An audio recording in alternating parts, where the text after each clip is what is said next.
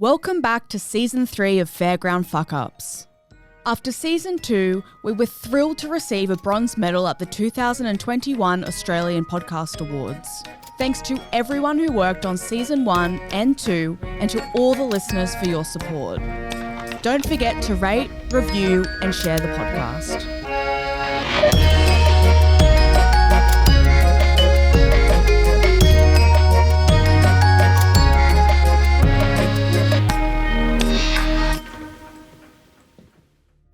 As the world reopens following the pandemic, droves of people have been heading back out to fairgrounds and amusement parks all over the world.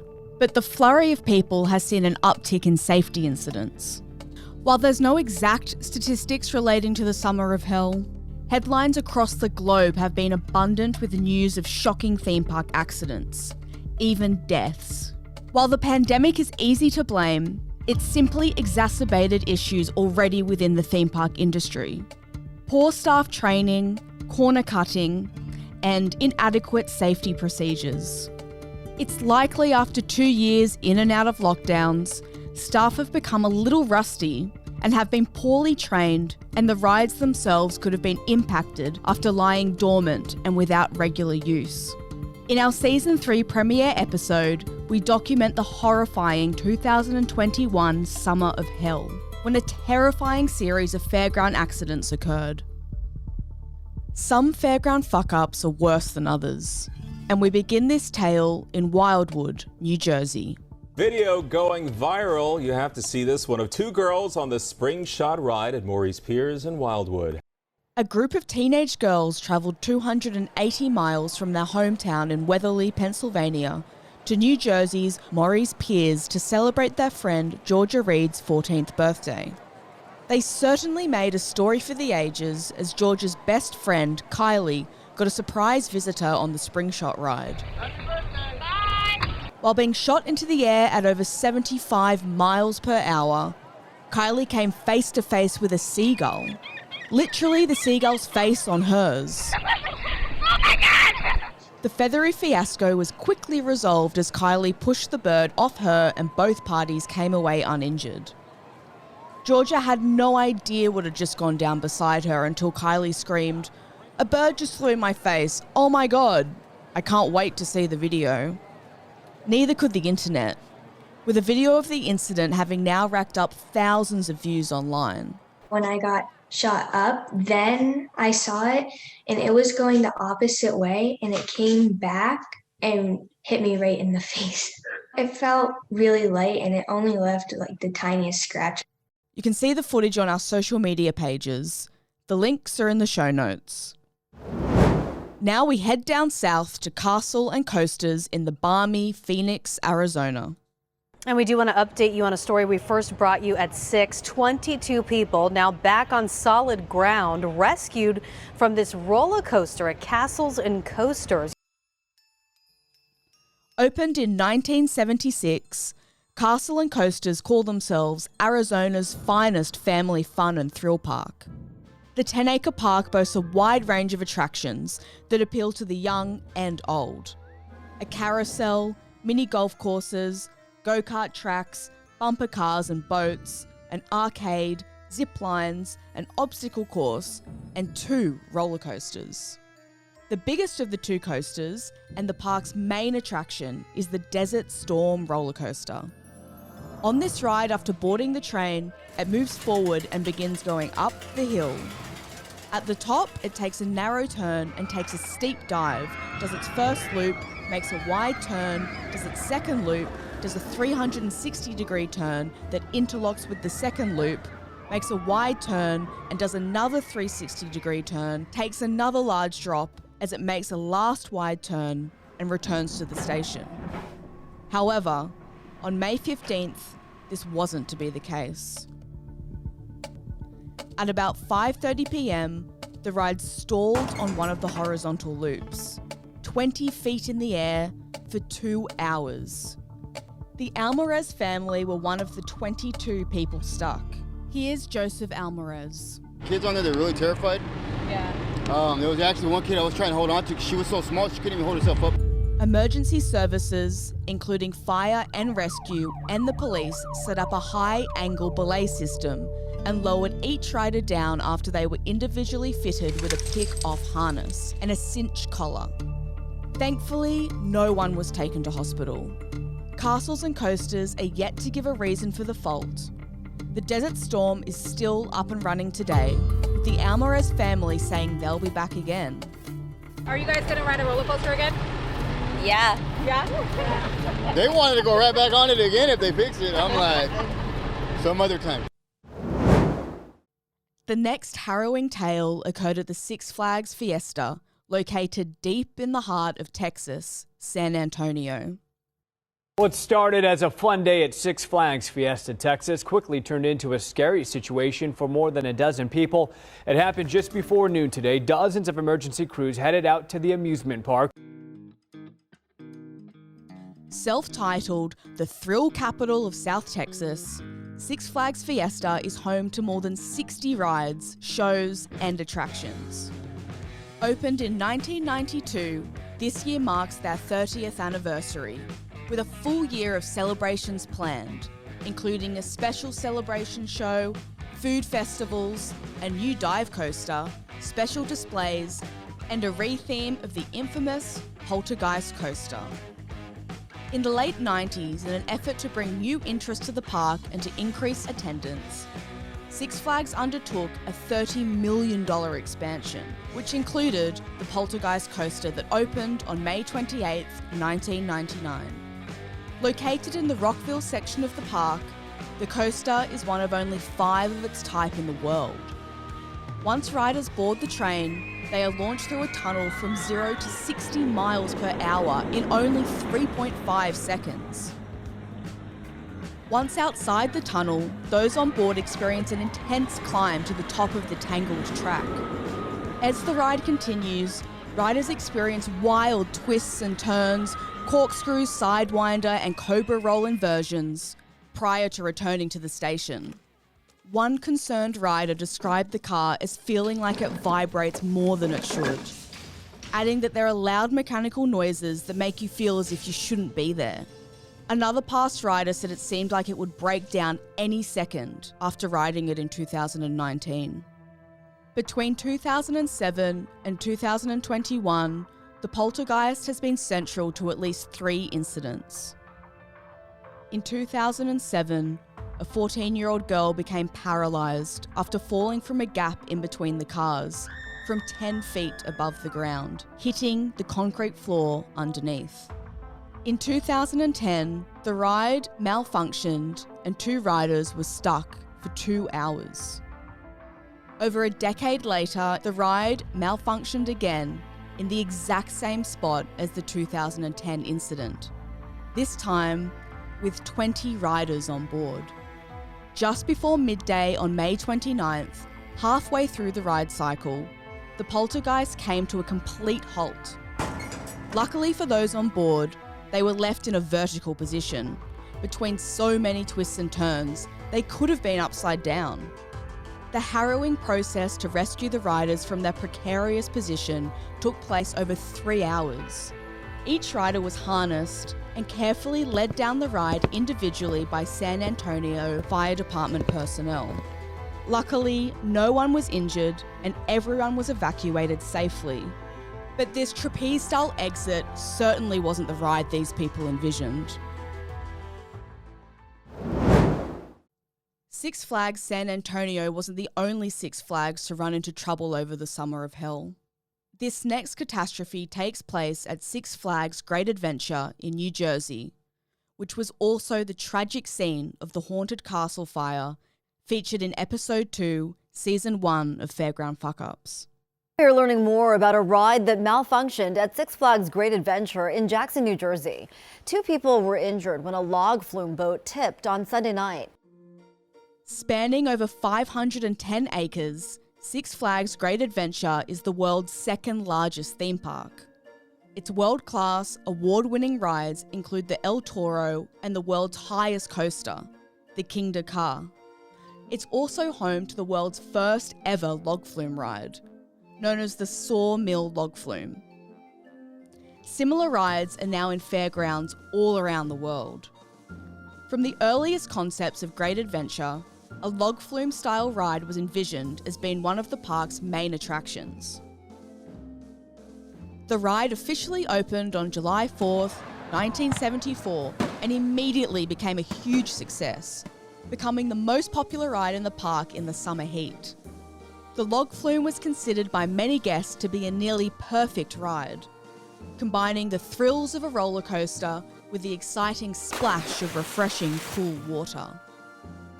Over the seasons, the log flume has had minor modifications and improvements, including several repaints and colour changes, rotten wood from the water wheel being replaced, as well as rubber lift belts and rollers. Early in the history of the log flume, a boat capsized in the trough at the end of the drop.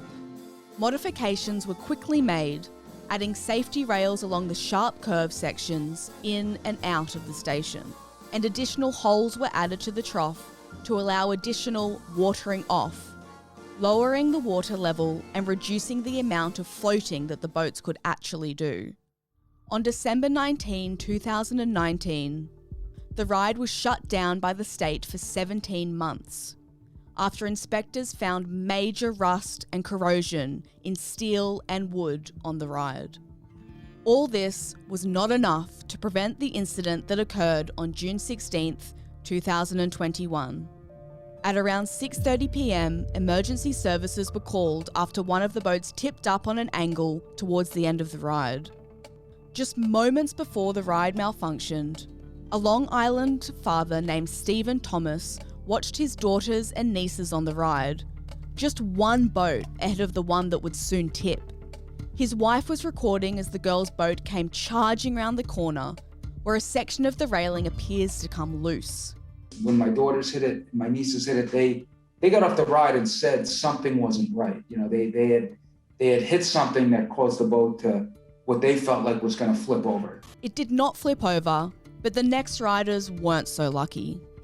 The log flume that followed flipped over at the same spot where the Thomases' flume almost did, and 2 people were injured.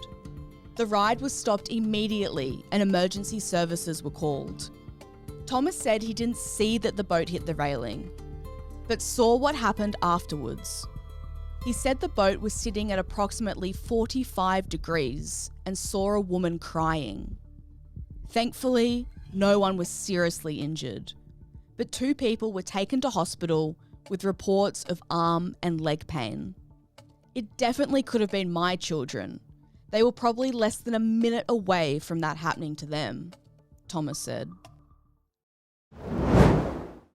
The Summer of Hell may seem relatively tame compared to some other stories on fairground fuck-ups, but in the next stories, the tragic consequences of poorly managed and inadequately trained staff at amusement parks becomes apparent.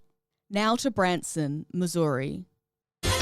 Breaking news for you tonight. The Western Taney County Fire Protection District is launching an investigation after an accident that happened at the Branson coaster this evening. That's going to be on Highway 76, Country Boulevard. Now, one person has been sent to the hospital, we can tell you, with some injuries. With a population of only 12,638, the Ozark town is popular amongst vacationing families and tourists because of its vast collection of attractions, including a Hollywood Wax Museum, Dolly Parton's Stampede, Titanic Museum, Ripley's Auditorium, and the Branson Coaster.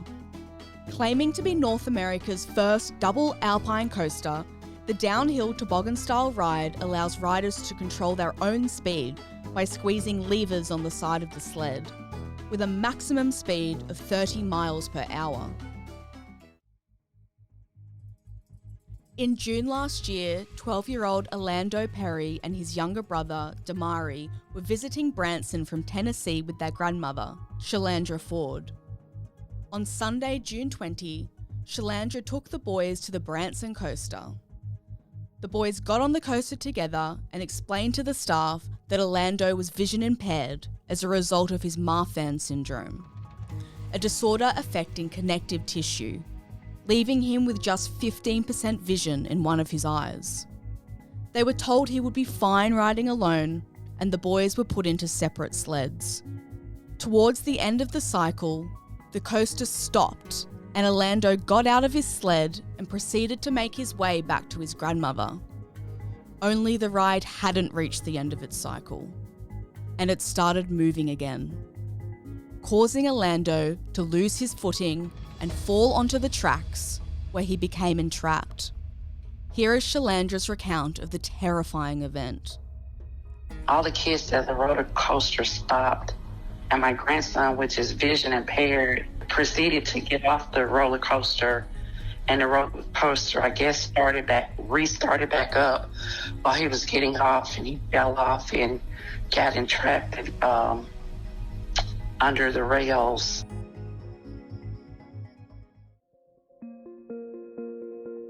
Branson police, fire department and ambulance were called immediately to come and rescue Orlando. Over a harrowing 1 hour and 40 minutes, emergency services worked to free him. Finally, at around 9:30 p.m, Orlando was freed, but left with severe injuries. He was flown to Springfield, where doctors immediately operated on him, saying his legs were nearly severed and they weren't sure if they'd be able to save them. His right arm had also been seriously injured from being crushed for such a long time. Here's Shalandra speaking to Fox News the morning after the accident. They immediately did emergency surgery, and he has pins in both legs holding them together for now. They're talking about possible amputation. His legs are badly crushed. Both legs are badly crushed, and they're bone to bone like flesh. It's just terrible. And his arm, and even his right arm is just pretty much, his legs are severed. He's been through a lot, even with being visually impaired. And I think that people should own up to, they should take on the responsibility of protecting these kids. It's no surprise that the ride was closed immediately and subject to a thorough investigation and inspection from the Missouri State Fire Marshals. The two most recent inspections of the ride in 2019 and 2020 found no flaws. No adverse conditions were noted, and inspectors gave the ride a passing grade for safety restraints. Just 3 weeks later, while Orlando was still fighting for his life in hospital, the Branson coaster was reopened. The next incident in this summer of hell takes place in Sandusky, Ohio, at Cedar Point. The family of the Michigan woman who was injured while standing in line for the Top Thrill Dragster roller coaster at Cedar Point says that woman is now fighting for her life. Opened in 1870, Cedar Point is the second oldest amusement park in the United States. It's been awarded Best Amusement Park in the World by Amusement Today for 16 years in a row. It's home to 16 roller coasters, which is the third most in the whole world. Not only this, it's the only amusement park in the world with 5 roller coasters that are at least 200 feet in height, including the Magnum XL 200, Millennium Force, Valraven, Steel Vengeance, and the Top Thrill Dragster. When the Top Thrill Dragster opened in 2003, it was the world's tallest roller coaster, standing at a whopping 120 meters. Construction of the coaster was no easy feat, requiring 2 150-meter cranes to put it together. At the time, only 4 cranes of that size existed in the whole of the USA. Not only did Cedar Park want the highest coaster in the world, they wanted it to be the fastest too. In just 3.8 seconds, the ride went from 0 to 190 kilometers per hour. Until May 2005, the Top Thrill Dragster stood as both the fastest and tallest ride in the world. Since the very beginning, the Top Thrill Dragster faced problems. Just 22 days after opening, one of the cables that helps launch the coaster came loose, leaving the ride closed for several days. A week later, a faulty valve on the hydraulic system that launches the Top Thrill Dragster out of its station forced the ride to close during Cedar Point's annual Coaster Mania event for coaster enthusiasts. 2 weeks later, from June 20th, 2003 to July 4th, the ride lay dormant because of continual hydraulic system problems. In June the following year, a strand on the cable that controls the ride's catch car, part of the ride's launch mechanism, came loose. The train safely completed its cycle and the cable was replaced overnight by maintenance employees, allowing the ride to reopen the next day. Later that year, just a year after it opened, the ride was closed after 4 riders were hit with metal and debris that deflected off the cable used to launch the riders, resulting in non-fatal injuries. It was terrifying. And at the end of the ride, I turn around and I see blood dripping from my friend's arm. It was this same problem that led to the incident that occurred in the 2021 Summer of Hell. While being on the ride might seem dangerous, sometimes you don't have to be on the ride for disaster to strike. Sometimes you're just waiting in line. On the 15th of August 2021 at 4:30 p.m, Rachel Hawes was standing in line for the Top Thrill Dragster when an L-shaped metal bracket, approximately the size of a man's hand, flew off the back of the coaster at a high speed and struck her. Rachel sustained severe head injuries and was airlifted to a hospital in Toledo immediately. While Rachel survived the horrific ordeal, she suffered a brain injury and was kept in the intensive care unit for some time. The family released the following statement a week after the incident. "We are devastated by last weekend's accident at Cedar Point. We want to thank everyone for their thoughts and prayers during this time. Rachel is fighting for her life, and we would ask for privacy in this difficult time." The metal part was determined to be a proximity flag plate, which had been attached to the left side rear of the train. Its purpose is to help relay to the ride's computer system where the train is on the track. An investigation into the incident was carried out by the Department of Agriculture. The department interviewed witnesses and maintenance workers, as well as reviewing and scrutinising lab reports. The ultimate goal of the investigation was to determine whether there was any indication of disrepair on the ride before August 15th. One of the inspectors, Douglas Briner, who performed overnight inspections on the Top Thrill Dragster, is quoted as saying he knows for a fact that the flag plate was not loose before August 15th, as during his checks he physically attempts to move the plates to make sure they are secure. Both the flag plate and a missing bolt were recovered on the day of the accident. The proximity flag plate had several impact marks and was warped, according to the report. Cedar Point acknowledged that it did not perform what is referred to as the standard overhaul procedures for the ride in 2021, which it typically performs annually, because the ride saw limited use in 2020 due to pandemic-related park closures. Instead, in consultation with the ride manufacturer, Intamin, the park completed what it called a limited overhaul of the ride last year, with a minimum of 17% of all critical components inspected, according to the report. The report also included a list of repairs that must be made if the ride was to operate again. These included replacing bolts found to be of different or improper grade in the ride's braking framework, repairing the section of track that was damaged during the accident, and replacing the missing bracket on the car that lost it. The report noted another car had a loose left bracket, and all trains had brackets that showed signs of wear. Cedar Point spokesman Tony Clark released this statement about the report.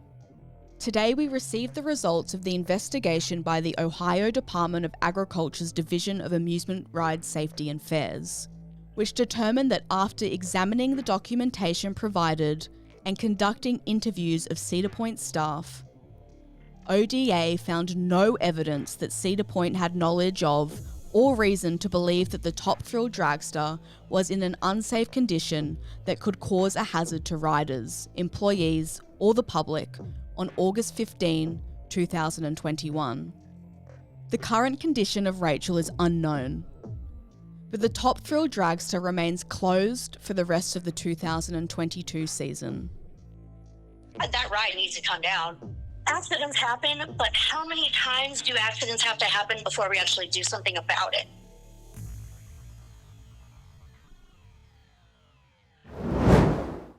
We've now reached the final story for this episode.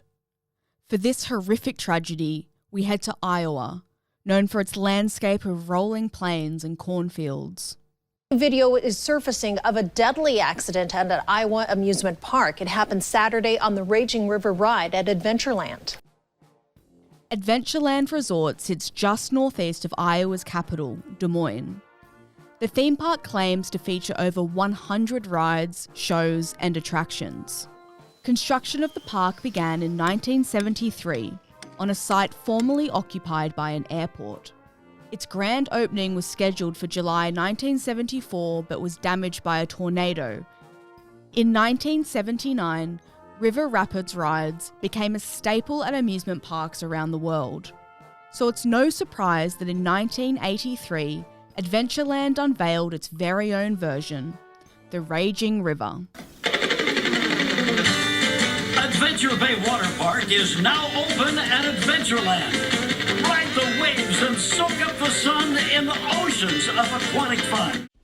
Similar to many rides of its type, the River Rapids ride simulates whitewater rafting by pulling a raft via a conveyor belt, usually starting in relatively calm waters, before entering more turbulent terrain with the incorporation of waterfalls and pressurized water jets to wet riders. River Rapids rides have been responsible for a shocking number of accidents at theme parks around the world. According to the Des Moines Register, at the very least there have been 21 accidents on these rides since 1984, from rafts capsizing and overturning to deaths and serious injuries. They calculate at least 8 people have died as a result of injuries sustained on these rides. In 2016, 4 lives were tragically lost at Gold Coast Dreamworld on the Thunder River Rapids. We covered this story in episodes 6 and 7 of Fairground Fuck-Ups Season 2. In that same year, an employee died falling into the water while helping unload passengers from the Raging River ride. The ride's moving conveyor belt caught him, and his head was crushed between a raft and a concrete wall. Most recently, in 2021, on July 3rd, the Jaramillo family visited Adventureland from Marion, Iowa, to celebrate David Jaramillo's 16th birthday. David and his brother, 11-year-old Michael and 14-year-old Gus, 18-year-old cousin Nyla Petty, and parents Sabrina and David Jaramillo excitedly boarded a boat for the Raging River. After boarding the ride, staff came and ensured that patrons all had their seatbelts fastened. With the family all firmly secured, the boat left the station for the ride down the River Rapids. Only the 1,700-pound boat carrying the Jaramillos flipped completely upside down in just mere seconds after starting. All 6 of the family hit their heads on the shallow surface below, and the seatbelts designed to keep them safe trapped them underneath the water. The parents, Nyla and Gus, desperately worked to unbuckle their restraints and freed themselves. Michael and David weren't so lucky. The 2 boys were trapped underwater for around 10 minutes long, as their parents looked on in horror and screamed for help. They weren't the only ones screaming. Other guests also cried for help when they noticed the raft had tipped. Holy cow! Oh, they flipped! Holy they flipped! Holy Are they okay? Are they okay? We're gonna hit them. Watch out, guys! Watch out! Watch out! Watch out! She's in there? The ship? Why? Okay. Hold Mike's up. Hold Mike's up. Go, go, Hold go. Mike's up. Hold it. Go, go, go, go, go. Oh my God, what do we do? What do we do? What do we do? I can't stop. We need to wait till we get there. I can't stop. Their cries were initially mistaken by a crew setting up fireworks for the usual sounds you hear at a thrill park. After multiple boats passed, the workers began to understand what was happening and called 911. I need an ambulance strike team right now to Adventureland. This is Stroke 3. Please respond to Adventureland. We've got a total of 3 patients, actually 2 CPR in progress right now. It was only then, as dispatch radio lit up with calls for ambulances to Adventureland, that any part of the park's security and medical teams knew of guests in need of rescue. Here's Michael and David's dad, David Jaramillo, speaking with Good Morning America. When it flipped over, all of us were trapped in seats and seatbelts. I see the silhouettes of my sons trying to grab each other, grab us. They wanted us to help them. We couldn't do it. After eventually being freed by emergency workers, Michael and David were taken to hospital, where Michael died of his injuries and David was placed into a medically induced coma. At least one other family who rode on one of the boats within minutes of the Jaramillo family reported problems with their raft. Amber Estrada, 31, told the Associated Press that the boat carrying her family at times struck and dragged along the bottom of the man-made river, and that her family felt unsafe. How did the raging river become the scene of another death in just 5 years? In 2016, 68-year-old Stephen Boer, who was just 6 days into his new job at Adventureland, became trapped under the conveyor belt of the raging river and died. An emergency stop of the ride systems, which a state inspector confirms had been activated, should have drained all the water on the course into the ride's 1 million-gallon reservoir. It was later revealed that a section of trough where the Jaramillo's raft capsized never fully drained. Draining the water from the trough not only eliminates the drowning hazard that is most prevalent when a raft is capsized and guests are trapped by their restraints, but allows the efficient and orderly search of the trough for victims who may have been caught on ride elements and would be difficult for rescuers to spot under the water. It also reveals the weirs, which are timber or metal poles used to create the rapids, and any other underwater elements which may pose a hazard to first responders during rescue efforts. While it's almost certain the inspector's report regarding the emergency stop being activated is accurate, firefighters arriving at the scene more than 15 minutes later reported the water was not moving and appeared to be about 2 feet deep. Adventureland had no comment to give about whether the release valve had been used. Presumably, with that valve open, the ride may have drained fast enough to save the victims. That wasn't the only failure that led to this tragedy. The police report shows that emergency responders didn't have easy access to the overturned raft, calling it a remote location. They had to run roughly the length of a football field on uneven terrain to get to the victims, put them on stretchers, and carry them all the way back to the awaiting ambulances. The first dispatched officer on the scene couldn't access the park at first because the gate was closed and appeared to be secured with a heavy chain and lock.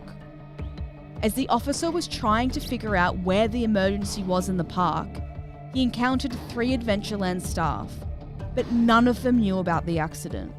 They also couldn't even point the officer to a supervisor. Just a few days before Michael's death, Adventureland had passed its routine safety inspections. Adventureland's lawyer, Guy Cook, made the following callous statement. Tens of thousands of boats have been launched on this ride. Never ever has a boat tipped over or capsized in this 40 years. So that tells us, number 1, the ride is safe, and number 2, something different had to happen on this day. If you stay in your seat and the weight is evenly distributed regardless of whether a bladder is fully inflated, it's very difficult to see how a 1,700-pound boat flips over. That's why it would appear there was some other factor at work on this day. Why then, after an investigation carried out by the Iowa Division of Labor into the July 3rd incident, were 17 safety violations found on the ride? Why were 11 changes cited by the division required before the ride would be able to operate again? According to the report, Adventureland didn't do any of the following: test rafts following repairs or adequately document repairs. They didn't provide continuous direct supervision of riders. They failed to update the ride's evacuation plan when the park's layout changed, used deficient forms for daily inspections, and conducted inadequate training for employees on ride operation and evacuation. On the day of the fatal tragedy, the report found the following: the ride's evacuation route was blocked by setup of a July 4 fireworks display. The manager on duty and the ride's maintenance crew had no documented training on the ride. One of the ride's weirs was detached from the trough. Operators responded inadequately to back-to-back releases of rafts. A rope linking a flotation tube to the seating area of a raft was improperly tied and came loose. A month after the incident, David was finally released from hospital. While he mostly recovered, he still faces rehabilitation to address balance issues and to improve his fine motor skills, among other concerns. The Raging River was forced to close for the rest of the 2021 season, which ended in September. Adventureland is yet to announce whether the ride will operate again. We just documented some of the terrible incidents from last summer. There were many more, and 2022 hasn't started any better.